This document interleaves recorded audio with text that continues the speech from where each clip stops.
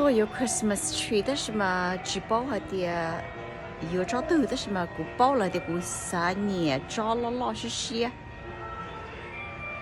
，beautiful 哈，gorgeous，古年找是些呗呢，go off 一点 ，so pretty。你本着古年的啊，中国条这高飞那个是些不着呢，高飞那些。超级不少都这了是呢，不这播的哪里呀？招播不老就丢啊，哈哈，下播的啦，招 Christmas tree 呢，诶，有没有招对呢？导演倒是包招对了，招了中国客厅。这哪有鸡？我包就丢啊！We have Christmas tree now. I love Christmas tree. It's so beautiful. I love Christmas. The holiday brings so much peace and joy. 我都大些呢。睇下 no 只是有喺你要啲中國嘅，你話要啲先中啲 Christmas 啦，要 no 只是有啦，人哋啲喏，俾落晒，要俾條只是落冇看呢婦女那要啲。It's so beautiful, excited.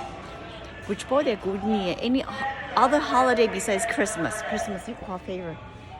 Alright, 今天饱了。rong高了，只包也使好多了。那种不错有的啊，不只菜有啊，装饰些的，装到是 OK 了，装到有点下飞呢那些，所以下飞是天里去那烂家了家喽，他有 A 呢，有的是那烂家门家老呢，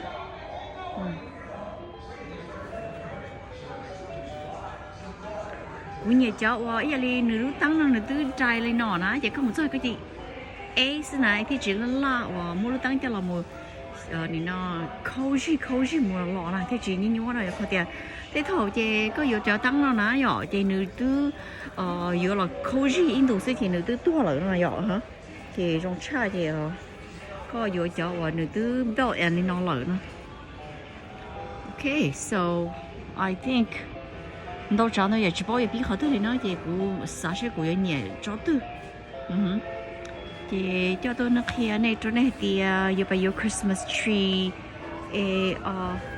叫那多少古有 Christmas tree 是呢？我说那叫古古有找到没找被这个嘛看的呢，找那那古中国可以的，古知道是找到多是吗？古啥的 Christmas tree 那些找到那中国行了。那一波导师下飞，中国没有。Alright, so far it's beautiful. I think I'm gonna take it